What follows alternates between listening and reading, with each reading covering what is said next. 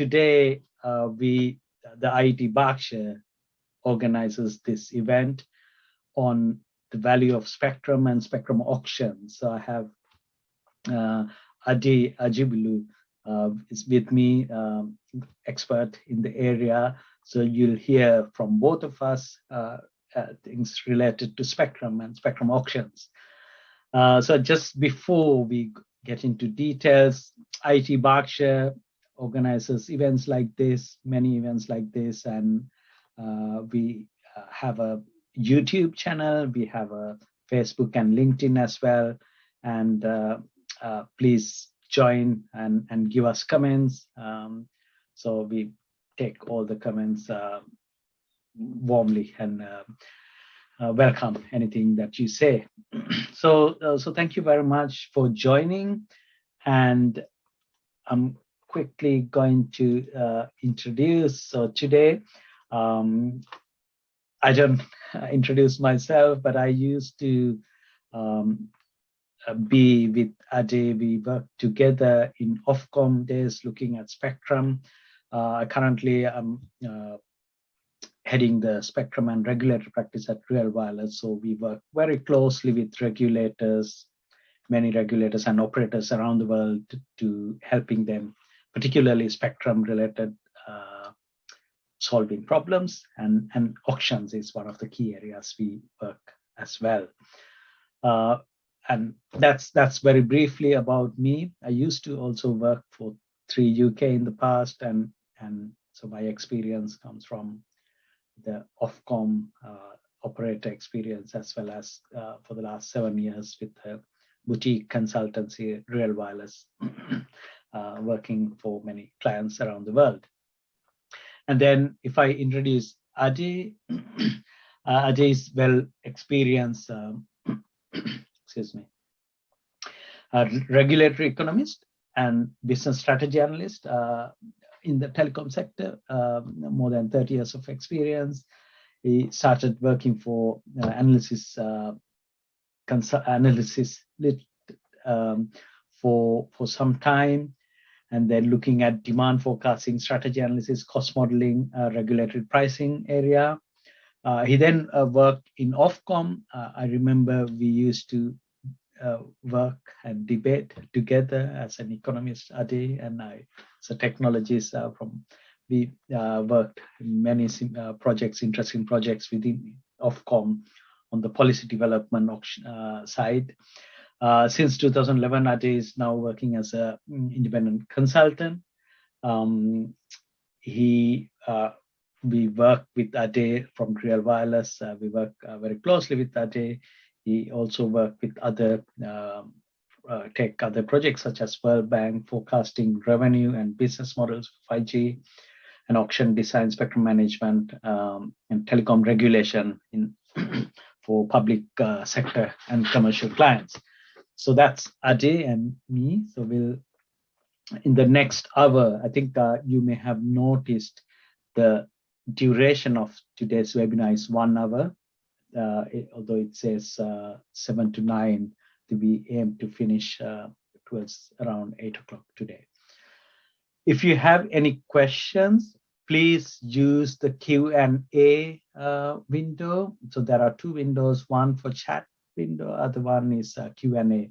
So please use that so that we will only monitor questions coming through Q&A function at the bottom of the screen. Probably you can see.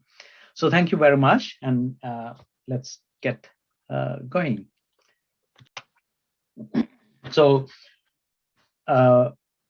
few bullet points in terms of first part of the webinar. I will talk about the value of spectrum, benefits of having the spectrum, and overall factors affecting the value of the spectrum, and how do we estimate the value of spectrum, and also related to 5G. And then Ajay will talk about auctions, and some examples related to basic auction designs and some problems that we experienced during the auction design, key features of successful auction, and how do you participate as a bidder So what are the, and also complexity versus simplicity. So Ajay will focus on particularly on the auction design, auction side. I will talk about more on the practical application point of view, from the user point of view participating in an auction. Okay. So I know there is many of you are probably familiar with very basics, but for those who are new to the topic, it's difficult to start anything without explaining what spectrum is. So bear with me 1 or 2 minutes because we have wide range of audience. So spectrum is an invaluable asset, and any wireless communication needs spectrum. So as you can see in this diagram, this particular part of that radio spectrum desirable for radio communication, and that's the part of spectrum that everybody wants. So because of that, every wireless communication service provider wants to have some part of that spectrum for their communications, to provide communication services. Because of that, the demand for that spectrum, that useful part of spectrum, is very high, and that is why spectrum is limited. We usually say spectrum is limited, a scarce asset. That is because although there's a very wide range of spectrum is available, but there's only a small portion of that wide range is desirable for radio communication services, and we call it sweet spot. And then when we think about spectrum, how does it work? So it's a national asset. Usually the national regulators award spectrum for different spectrum users, right? At the global level, ITU, International Telecommunication Union, is coordinating all the regulators around the world, and also looking at global level, allocating spectrum to different services. So once we know which part of the spectrum is allocated for example, the service, let's say mobile service, and then individual regulators within they have the power, and they usually assign this that portion of spectrum allocated for mobile service. Now you try to assign to individual users, or it could be a company like Vodafone or 3UK. So each operator now, service provider, is assigned to a specific portion of spectrum. Now, from the regulator's point of view, they try to maximize the value to society. So those economic context of these things, Ajay will talk more about it, and try to, as I said, because it's only small portion of spectrum desirable for radio communication. Therefore, there's high competition, there's a high demand. Now, on the other hand, there's conflict of interest. Now, these service providers who wants to get a piece amount of spectrum, they want more spectrum always, because larger bandwidth will enable them to provide high speed, and will save some cost in terms of, because it gives more capacity. So that's one way to introduce competition. You try to make the spectrum into small pieces and assign to different service providers. But so more pieces means more competition in a way. But on the other hand, if one big block of spectrum is acquired by one service provider, they can benefit much more. They can provide much higher data speed. So that's the fragmentation. Spectrum is fragmented into small pieces, but there's inefficiency there. So this is the conflict, or this is the challenge that we try to solve. Now, because there's a high demand for some part of spectrum, I have to say now, they are usually assigned to different service providers via competitive process. So there are different ways of awarding spectrum.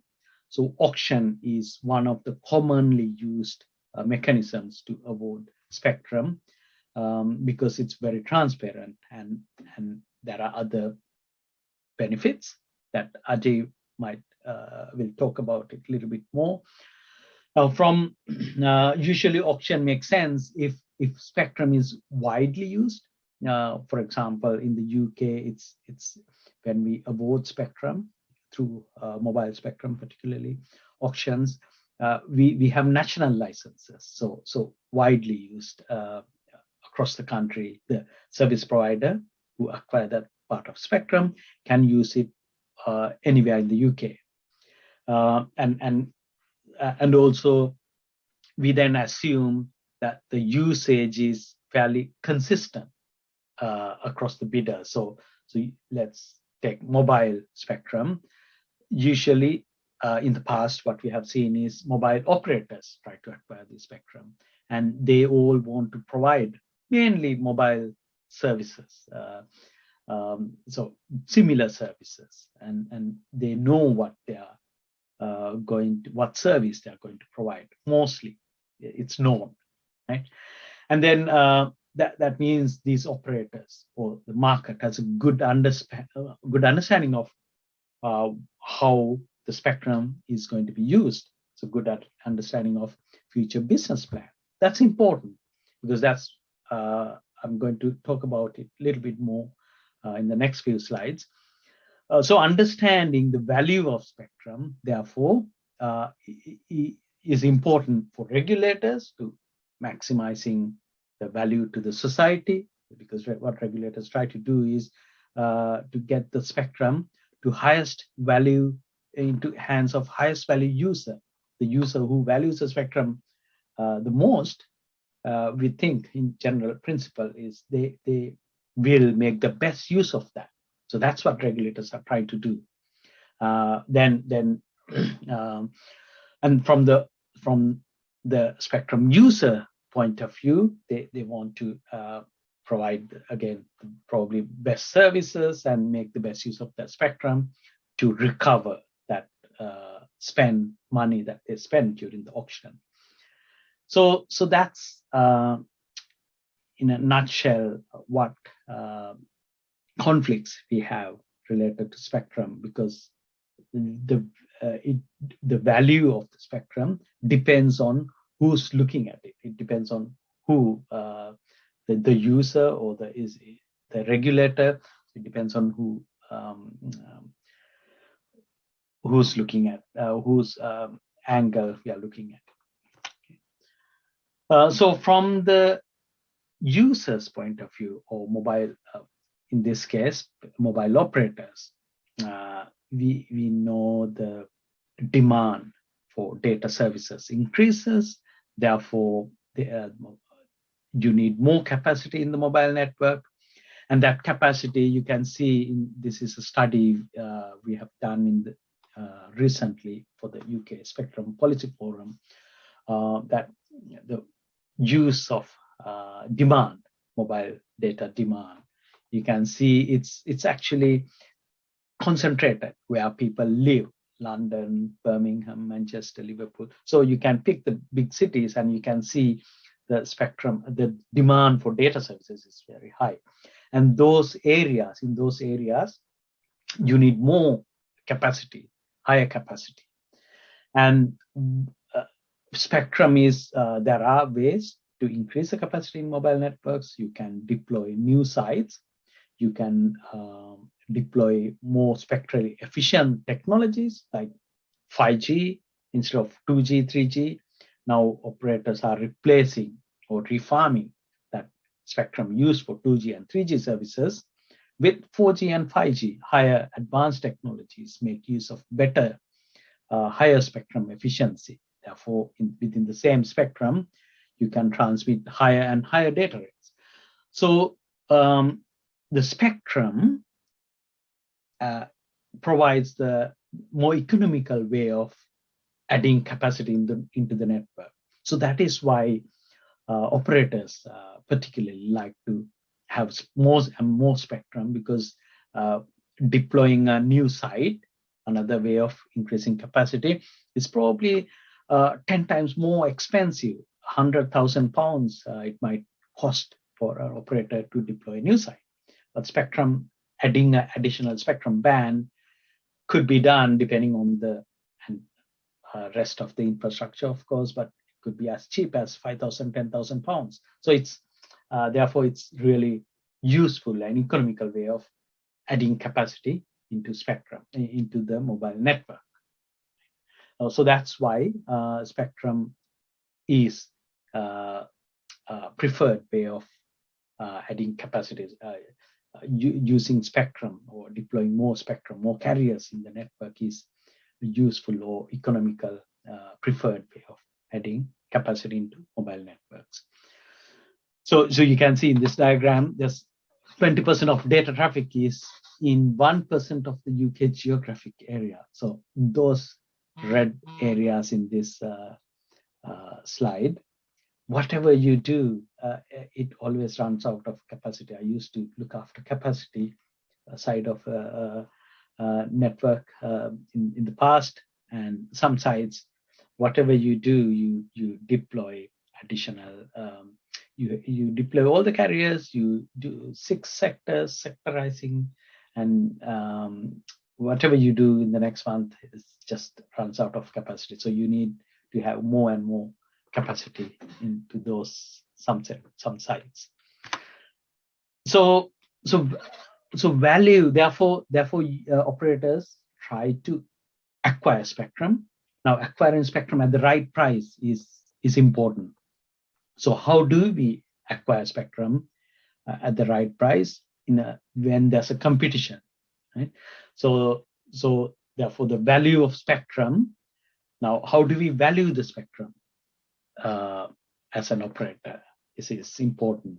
So the value actually is derived from the demand for services that we deliver from spectrum. So once we get spectrum, once an operator acquired spectrum, what services it will deploy using that spectrum, and therefore what additional revenue it can bring. And that is how we one way of looking at valuing spectrum. Okay? So value, usually we estimate value from models and business cases. We develop business cases. We develop valuation models. So we look at in the future what services we will deploy. Therefore, what is the additional capacity you can bring into my network, and how much additional customers I can serve. Therefore, how much additional revenue this can bring. So we look at 10, 15 years into the future, because these are very expensive investment required in mobile networks. So we estimate the value of spectrum looking at future. We develop usually business models, business cases. So this value, usually we have to, when we do a valuation, it has to be clear, transparent, logical, and scientific.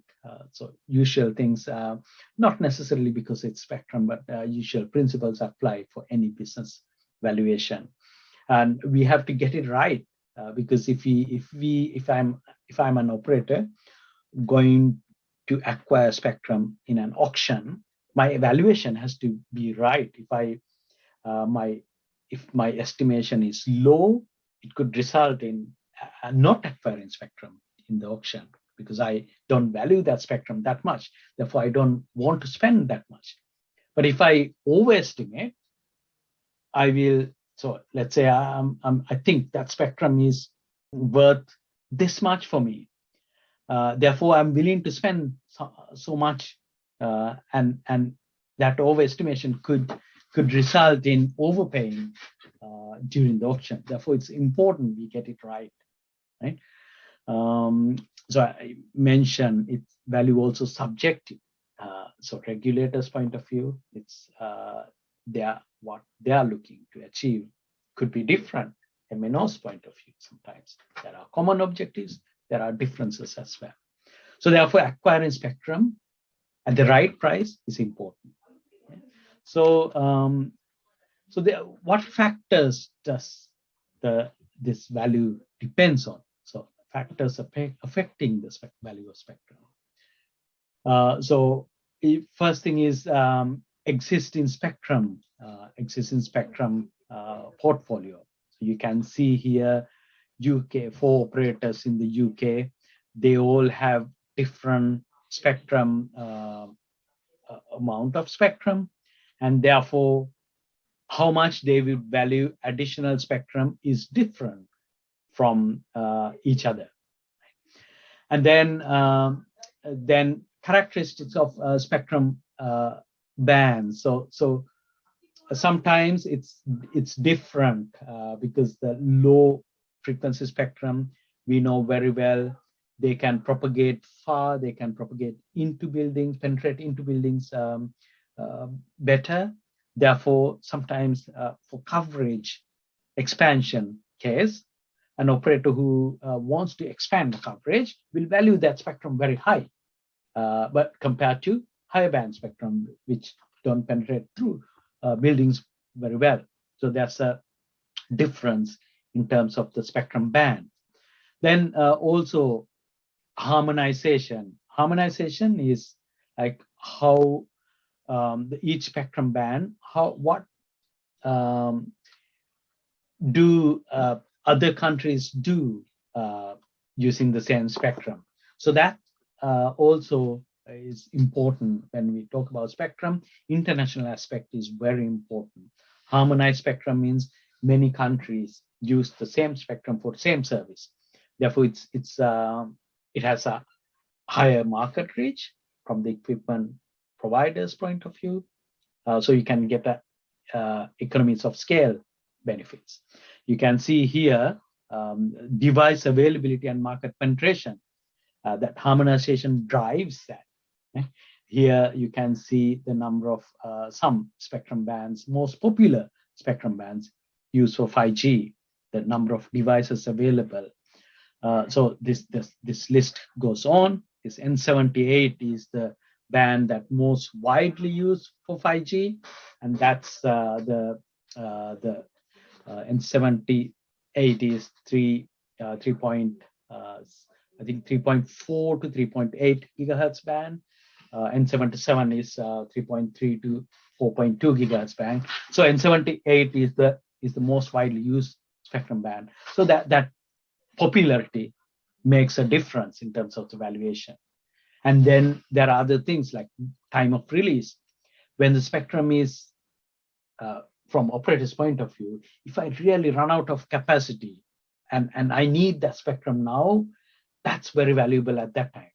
But if that spectrum is not available, I have to do something to minimize the congestion, right? So I have to deploy additional site, expensive solutions. Once I deploy that site, I can manage few more years. Therefore, the value of that spectrum may not be the same. So time of release is important. Competition, who else might want? So we always, during spectrum auction support, we always think about what each operator has. So looking at here, the operator spectrum sub 1 gigahertz band, you can see BTEE has only 10 megahertz. This is probably before the last auction, and therefore they would value the sub 1 gigahertz spectrum much more compared to Vodafone and Telefonica, who has 900 megahertz band.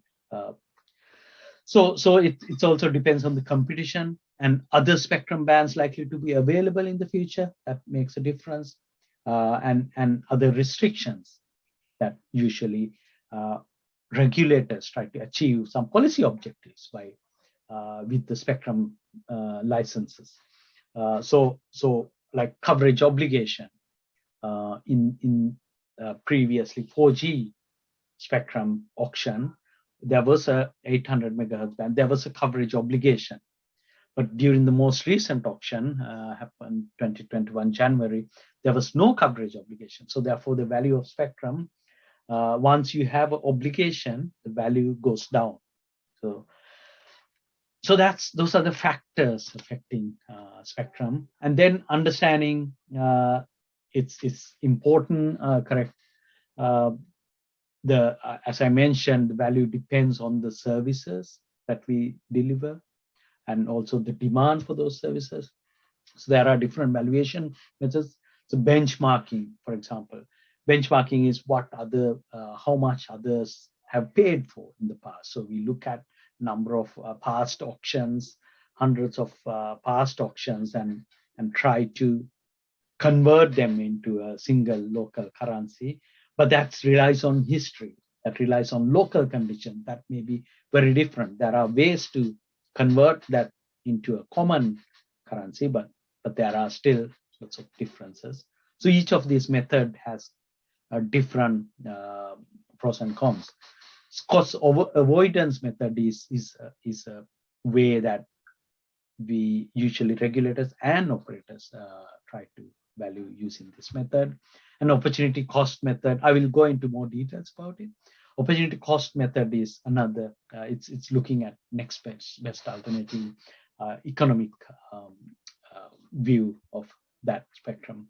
So there are different valuation methods, and it's what's important is adapt these methods to consider the variations in supply and demand. Okay. Very briefly on cost avoidance method, or we call it avoided cost method. What we do there is, so an operator wants to deploy a network or run operation, mobile network. So we look at the technology trends. Let's 10, 15 years, we usually do this. For the next 15 years, what is my traffic demand? What existing spectrum do I have? And to meet that demand, how many new sites do I need to deploy using my existing spectrum? And I will consider my technology will migrate to 3G to 4G to 5G, which all operators are doing now. So I will consider all that for the next 10, 15 years, look at my traffic demand and calculate the cost or estimate the cost of meeting this traffic demand using my existing spectrum, existing sites, and plus new sites, and considering the technology cost. And that is, then we do the same exercise with additional spectrum. If I have additional spectrum, that will save me in the long run, that will save me deploying some sites.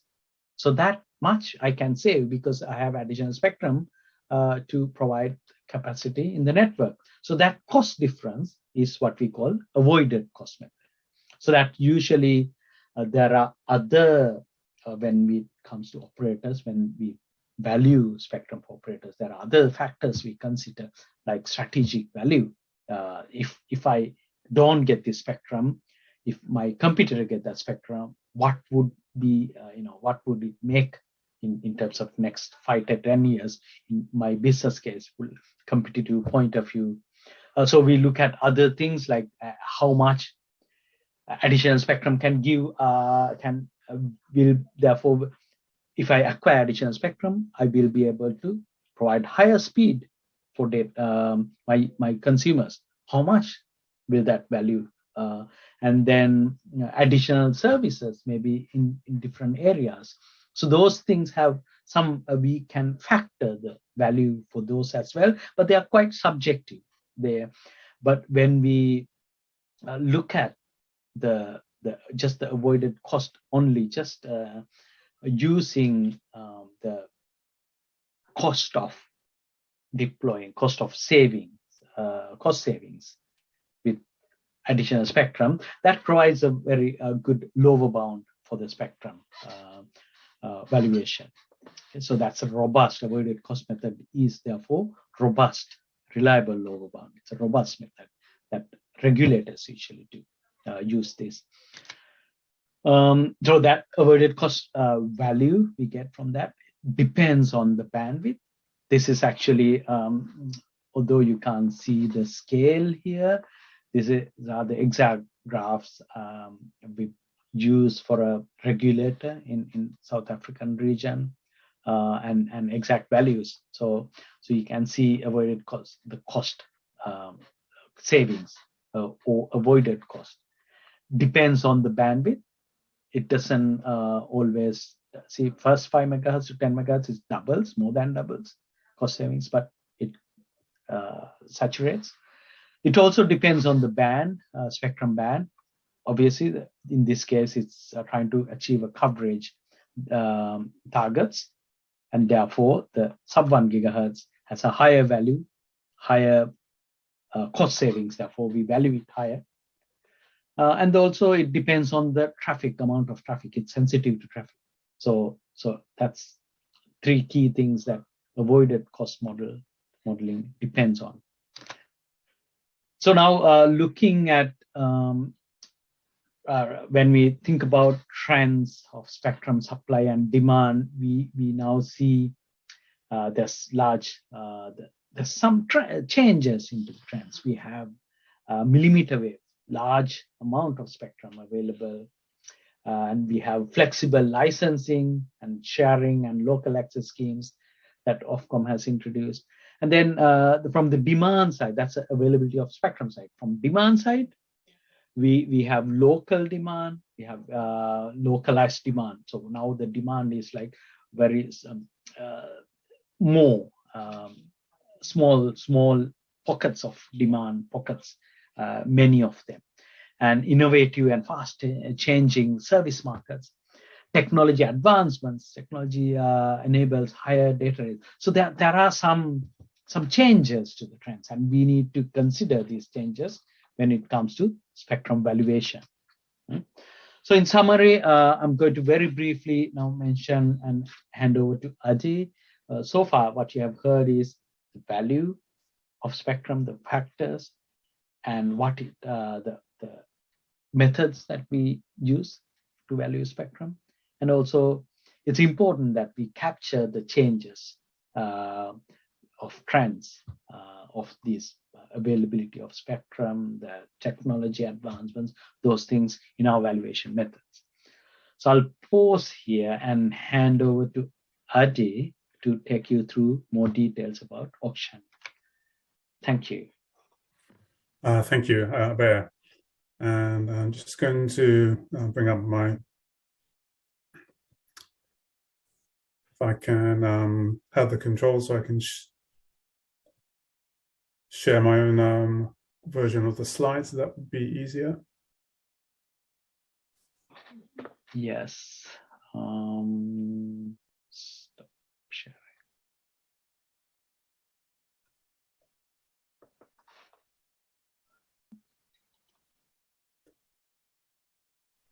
While we're just working out that, I'll just tell you what I'm going to talk about. So, yeah, I'm going to talk about auctions and making the link between spectrum valuation and auctions, how auctions have come to be commonly used for assigning spectrum, what are some of the common types of auction design that regulators have used for spectrum auctions, and then have a look at how auctions help regulators meet their objectives for assigning spectrum, some of the objectives that Abaya talked about in terms of maximizing the social value. And then I'm going to move on to just talking about what are some of the characteristics of successful auctions and what may lead some auctions to fail. So to talk about spectrum assignment, then as Abaya was saying, the regulator's objective is to assign spectrum between alternative users to maximize the benefit to society. And there are 3 ways in which regulators have done this. in the past, administrative decision, and that also means administratively set fees, or also called command and control, where the regulator decides which are the best users to hand the spectrum to. Then there are more competitive forms of awarding, assigning spectrum, beauty contests or comparative selection, whereby there's a set of selection criteria and a weighting across those criteria, and potential users of the spectrum have to submit bids according to those criteria in order to win the spectrum. And then finally, we have auction. Can I interrupt, please? I think you should be able to share now. Okay.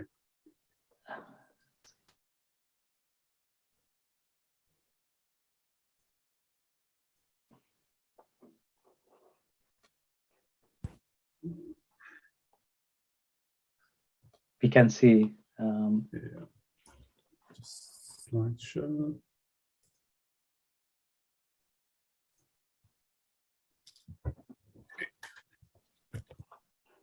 So yes, as I was saying, so we have administrative decision, beauty contests, and then auctions, which have become the most common means of assigning spectrum, at least for high-value users. In terms of benefit to society, then these are some of the things that Abaya was talking about. From an economist perspective, then the main objective is to promote the efficient use of spectrum, which means handing it to the person or combination of persons, users who value the spectrum the most, because that generates the highest economic value for society. But then there are other objectives which may actually conflict with this efficiency objective, particularly, say, competition. So consumer welfare is enhanced when you have competitive markets, competitive providers for services. And this may mean that you don't actually want to award all the spectrum to a monopolist, because that would be bad for consumers. So that's one just trade-off between between competition and the efficiency objective. Also, as I mentioned, social welfare objectives like promoting widespread coverage and quality of services. And then also regulators have sometimes set aside spectrum in larger auctions for innovative services, because that generates longer-term efficiency benefits or economic benefits for society. And finally, there's the sometimes controversial issue of the fees charged for spectrum. And in my view, it's spectrum is a public asset, so I think it's reasonable to get a fair return for society on the use of that asset.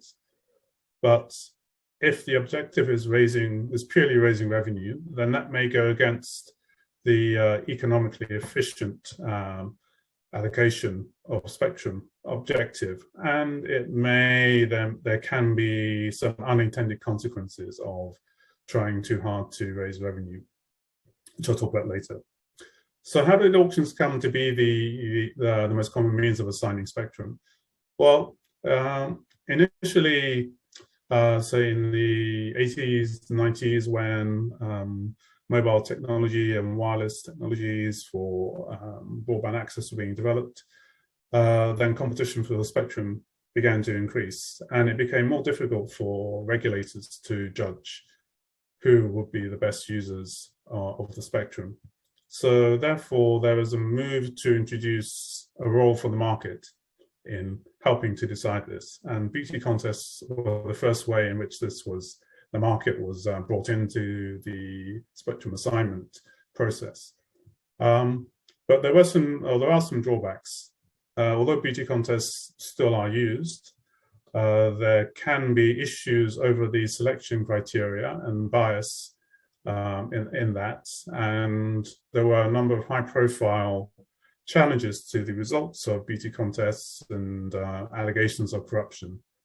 So auctions came to be seen as a way to avoid some of these pitfalls by offering a transparent process, a process that could be independent of government, and that is seen as a reliable way of auctioning, of awarding spectrum, as regulators have become more used to spectrum auctions and have learned what works and what doesn't, and also spectrum users have become more experienced. So moving on. So when are auctions justified? And I want to emphasize this point because auctions should only be used when the demand for spectrum exceeds the supply of what is available for a particular use at a particular time. And if it's clear that demand does not exceed supply, then the spectrum should be assigned administratively to those who turn up, who ask for the spectrum. And that's because auctions impose a cost both on regulators in terms of designing the auction and in terms of the users who participate, and they have to make their own spectrum valuations and hire their bidding teams and so on. So it's unreasonable to impose them without justification. Because there are a couple of caveats to this. What do we mean by the supply of spectrum, the available spectrum? Well, in fact, what we should look at is all the spectrum with similar characteristics that's available or becoming available in a reasonable time period, so that we avoid creating artificial scarcity just to justify an auction. Also, as Abhay was talking about in spectrum valuation, the demand is, spectrum demand is forward-looking, and it's uncertain because it's based on technology issues such as developing network technologies and devices and applications, which have an impact on the valuation of spectrum and how much, say, mobile operators will demand, and their choices between network costs and network densification, and the forward-looking nature of the market side in terms of revenues and prices. So having said that, then so every auction should really, even if there's uncertainty over whether demand exceeds supply, then there should be a provision to at least have a check before the auction starts to see how many people have turned up, and if it turns out that demand is less than or equal to supply, then the spectrum should be awarded at the reserve price to those who turn up. And in that case, the only thing to be aware of is that the reserve price becomes quite important in that situation. So I want to briefly talk about some common types of spectrum auction, and I come up with some amazing illustrations to hopefully bring across some of the attributes of these auctions a bit better. So the first type is a sealed bid auction, or sometimes called a blind auction. And this was used at the start of using auctions for spectrum, but it's not used so much today.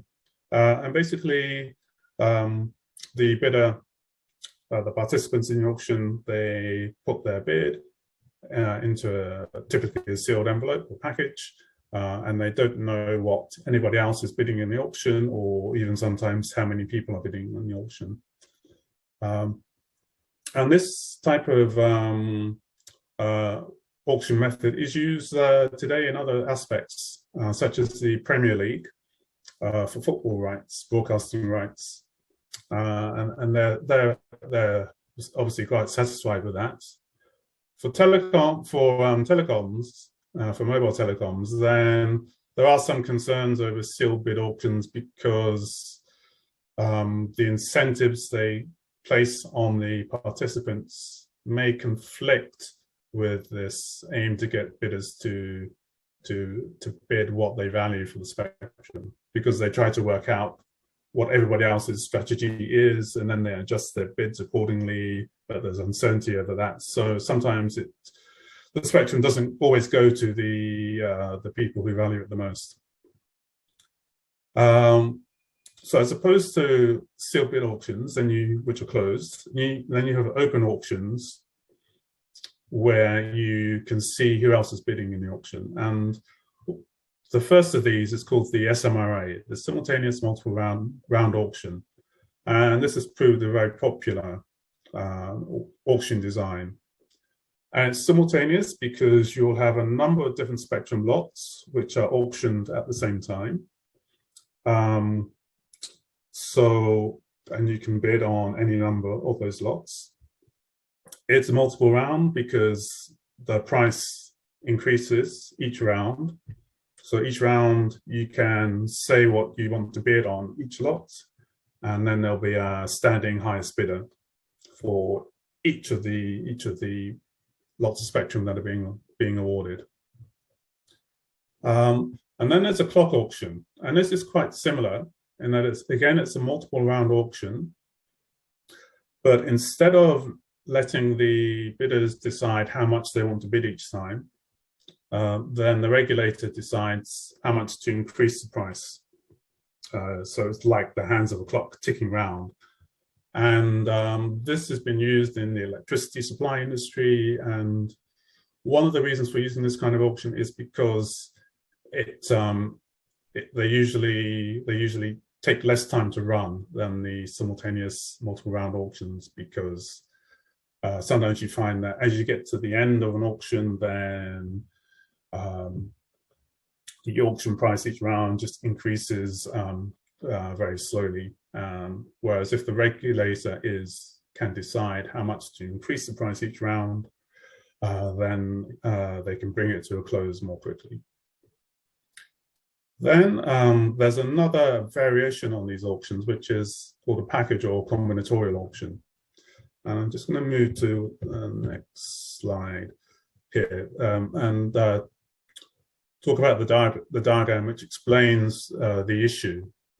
Because instead of bidding on just two lots simultaneously, either lot A or lot B in this simple example, you might actually want to bid on two lots A and B together.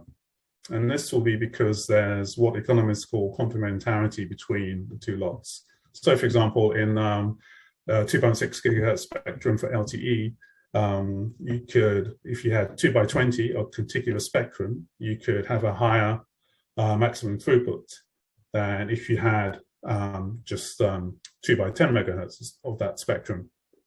So what happens is that the value of the two lots combined is worth more than the sum of the individual lots.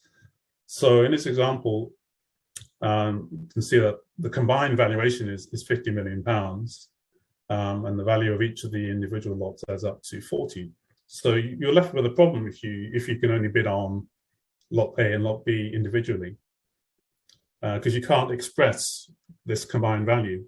And if you bid, say, up to £25 million on lot A to take account of this, then you're left what's called exposed, because you might win lot A and not lot B, and end up paying 25 million, so which is more than your valuation.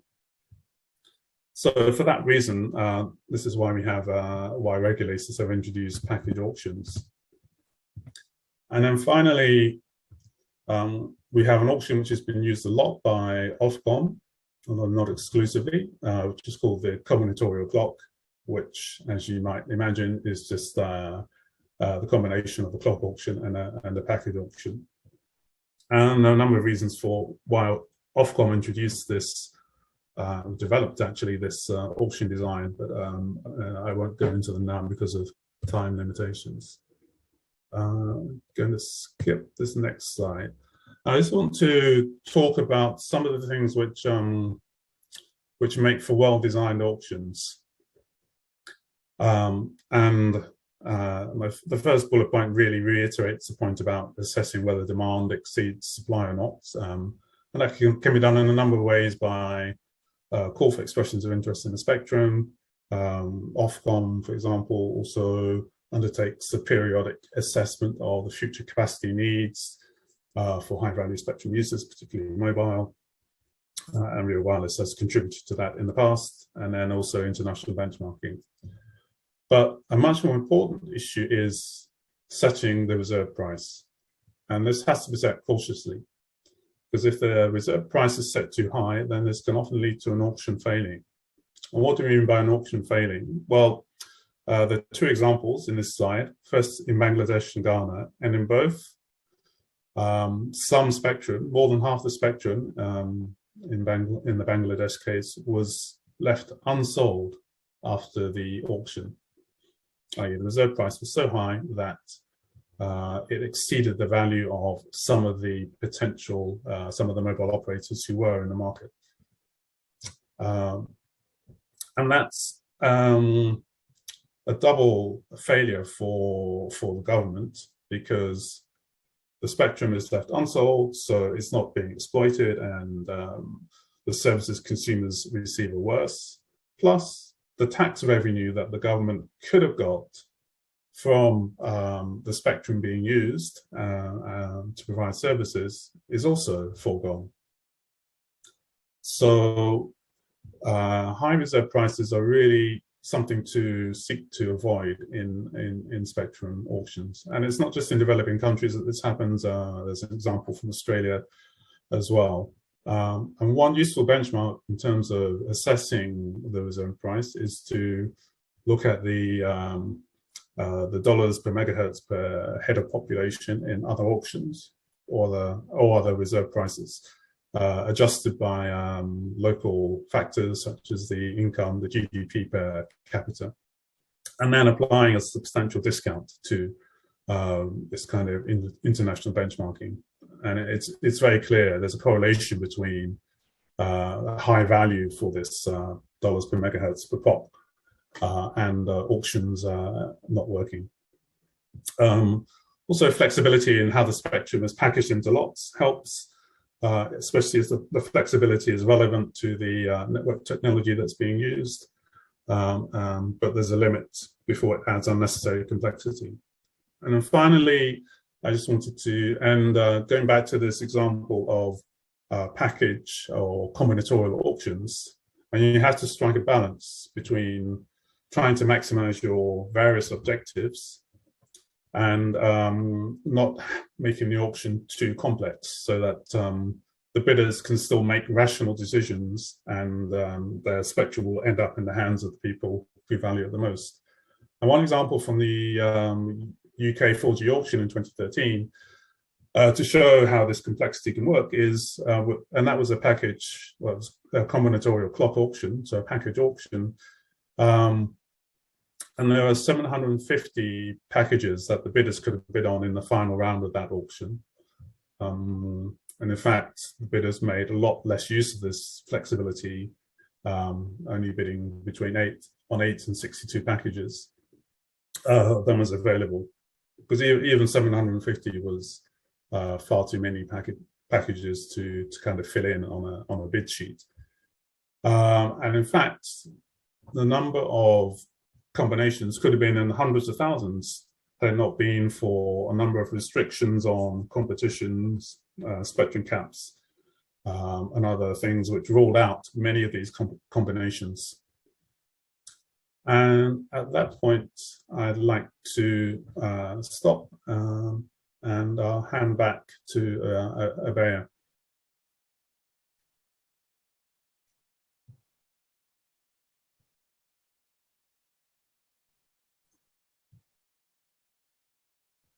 Thank you, Ade.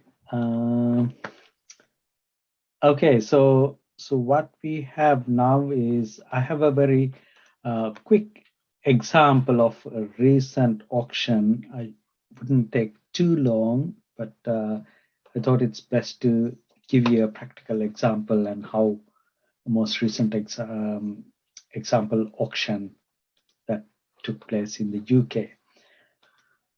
So hopefully you can see the slide now. So most recently in 2021 January, which it was supposed to happen, in fact 2019, but due to COVID it was postponed. 700 and 3.6 to 3.8 gigahertz band auction. You heard about SMRA, so that was the format that Ofcom, the UK regulator, has conducted this auction, and it had two stages. In the first stage, principal stage, the qualified bidders can determine how much spectrum they want, and then the second stage, assignment stage, it'll take place again to decide which part of the spectrum each operator wants. So there's competition there. So it was, as you can see in the diagram, it's 3.6 to 3.8. There was 120 megahertz TDD spectrum. Then in 700, there's 30 plus 30 FDD spectrum plus that 20 megahertz in the center gap. So all those spectrum blocks were auctioned. And interestingly, so this is how when it comes to valuation and successful auction, I think this is one of the most surprised auction. In fact, I found it, and I thought it was the industry, UK industry as a whole, gain a lot. So you can see this is the outcome of the auction. All four operators acquired some spectrum, and each operator paid slightly different values. You can see in total, BTEE had acquired all three, some spectrum from all three bands, and depending on, obviously, they must have done their homework valuation, and each operator decided to go for specific blocks of spectrum. So what I wanted to show you is that some activity. I picked BTEE during the auction. So you can see auction was over in 11 rounds. So simultaneous multi-round auction. So 11 rounds was quickest auction probably recently I have seen in the UK. You can see the amount of money they spent.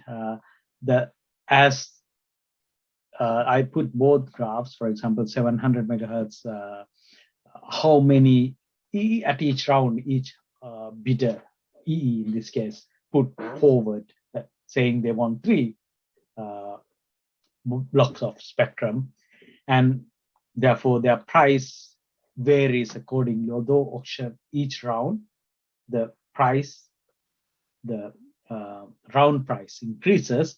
You can see the EE first, they wanted 3 blocks of 700 megahertz spectrum, and then they reduce that to 2 blocks because there was price increases, but so much competition, and that much they couldn't afford to have 3 blocks, 3 times the round price.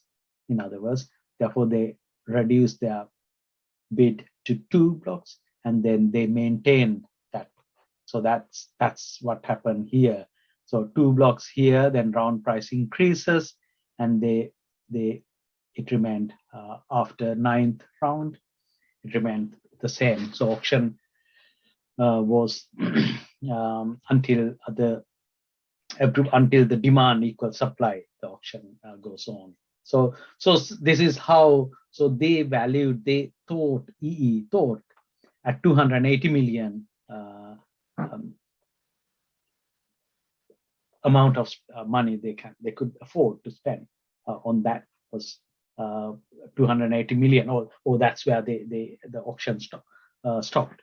So and likewise for other bands as well. So therefore you can see during the auction price varies, and the operator or the participant should know how much they value, how much their maximum value they would want to buy the spectrum for, and therefore they can adjust accordingly during the auction. So I will stop there. I think that's the end of the presentation, and I can see already there are some questions. Maybe I and Ade, we both take in turns or answering these questions. So let me quickly stop sharing. And so I can see first question was, why was there why was there no coverage obligation in most recent auction? In this auction, there was no coverage obligation because before the auction, all the operators in the UK came together and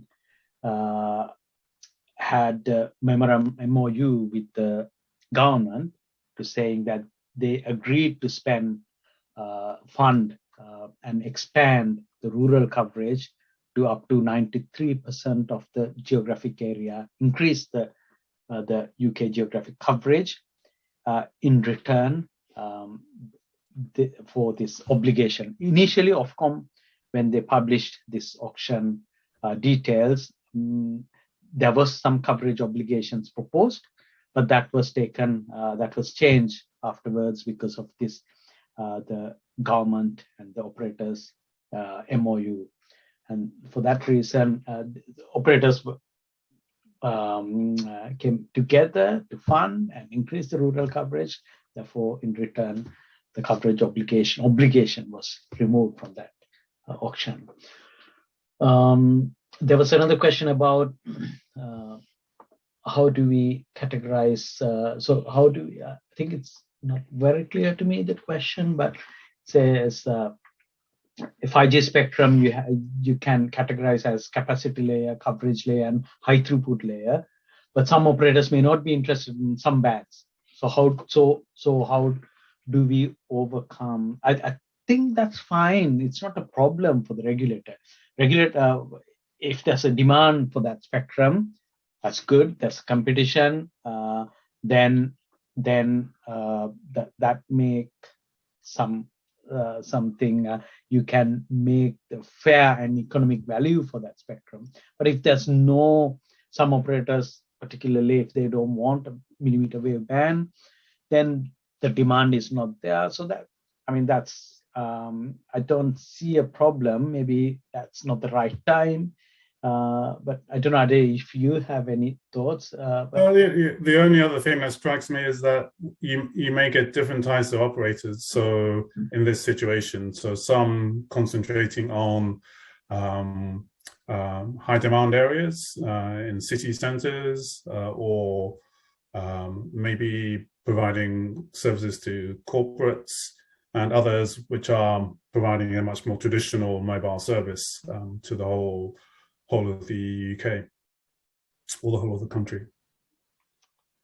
Okay, so hope you got the answer for that. Then what frequency range does Ofcom and these auctions cover? Does this include higher terahertz range? Usually they are independent. I think auction can happen for any frequency. It's not related to frequency. It usually depends on the demand. It makes more sense, as Adi said as well. If there's a higher demand, you can auction makes sense. Higher demand compared to the supply. Terahertz, when you go to millimeter, even in the millimeter wave range, we see higher supply than the demand in some cases. In terahertz, it's even more. Therefore, it's questionable. Auction is the right methodology. Ajay, you have any thoughts? I think that's exactly the right answer for terahertz. Yeah, it really is questionable whether it's right to auction that spectrum. Okay, so there's huge activities related to private 4G, 5G networks. Special spectrum licenses are required. Any thoughts on that? How to secure these cheap spectrum portions? So maybe if few countries, Germany 3.7 to 3.8, UK 3.8 to 4.2 gigahertz. Those are some examples of countries that made available or developed some frameworks for local licensing frameworks. So there are some specific. I don't think it's that. There's some restrictions in terms of how much power you can transmit, as similar to any other spectrum. There's some calculations for how much you have to pay in a few hundreds, 950 pounds, if I remember correctly, in the UK for one of those licenses. It's filling a simple form, and in some cases making sure that it's used for a particular service within the restrictions they provide, the power levels, etc. I don't think it's from the regulator. It's getting there's a process to acquire the spectrum, and it's not as difficult as competitive as getting acquiring spectrum through auctions. Ajay, anything I missed there? I think you could also say that there's two categories. One is the spectrum that's been set aside for these low power users. And then there's also the ability to share some of the spectrum through also at lower power, and with restrictions to protect the incumbent users. Taking advantage of the fact that the spectrum may not be used by the incumbent all the time or in every place across the country. For example, on a factory campus, it's only going to be the factory that maybe wants to use it for certain 5G services. Thank you. Next question is about auctions. You mentioned the most common means of assigning spectrum is auction. Is that the case in all countries? Maybe Ajay, if you want to have it. Certainly it's not the case. It's not the case in all countries. I think particularly in Asia, Southeast Asia, then more countries have decided to follow a more command and control approach, or and in some cases beauty contests in Japan. But Malaysia, for example, has and Hong Kong have had spectrum auctions. In Africa, there have been a number of countries which have introduced their first spectrum auction over the last, say, 5-6 years. So that's more a case of, I think it's having the capacity in some countries to run auctions, and also the confidence to do it. Okay, so I think just 10:08. Maybe we'll take 3-4 minutes to answer last 3 questions. So the next question is about, I think, linked to that previous question. If an MNO assigns spectrum without an auction, what sort of price would they typically pay, and how does that compare with the typical auction reserve price? So usually it could be different. For example, without an auction, it could be the very basic.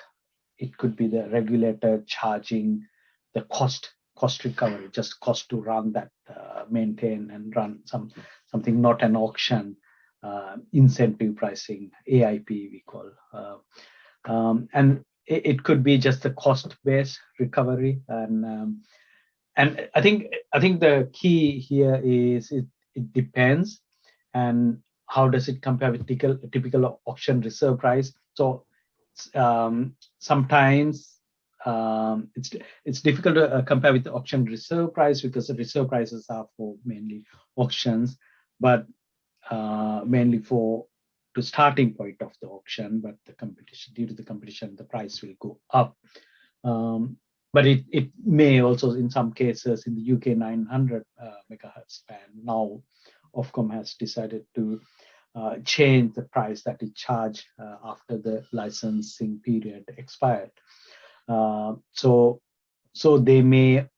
regulator may look at the fair economic value of the spectrum and how much that was sold in auction in other countries, and therefore may decide to set the price similar to that.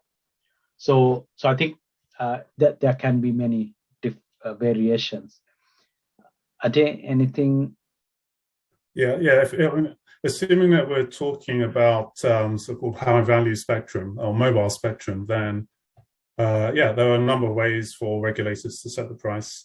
In an ideal world, they would benchmark against other countries, auction prices and other prices in other countries, to come up with something reasonable when adjusted for the local country. but sometimes this doesn't happen, and it basically becomes a tax on the mobile operator. Okay, so last two questions. Has there been any indication by Ofcom to start auctioning 5G FR2 band? So 5G FR2 is frequency range 1 in 3GPP as defined. FR1 is up to 7125 megahertz. Then beyond that, all the millimeter wave bands are come under FR2 band. So has there been any indication? I think there's a lot of discussion about making millimeter wave bands, and Ofcom is still in the process of deciding how to make that band, award that band. It may not, we don't know whether it's an auction, via auction or not, but that's a band, 26 gigahertz band in the UK. Many discussions are going on, and we would expect something to come out. At the moment, that band is available under shared access license scheme in the UK, but that's Indo only. But we would expect sometime soon that Ofcom to come up with more details to make it available for outdoor use, obviously in time. So I think others are. The last question is, okay, so it's a thanking note. So many thanks, and I will read more understanding of license spectrum. We are kicking off some private networks in Nokia products. Good to hear. Yeah, good luck with that. Yeah. So we can help if any of you want. So I think that's there. Let's pause here. If there are any questions, please feel free to reach us. And I would like to, well, as the host, I would like to thank Ajay for giving your valuable time and sharing your experience. And it's a pleasure for me to be here talking to you as well as hosting this. And thank you all very much. You made the audience, and we value for participating and asking questions. And I know there are well-known experts in the audience as well. Hopefully there's something for everyone. Any final words, Ajay? No, just to reiterate, yeah, thank you for coming and attending, and thanks for the questions. They're interesting. Thank you. So have a great night, and we'll see you in a future webinar. Thank you.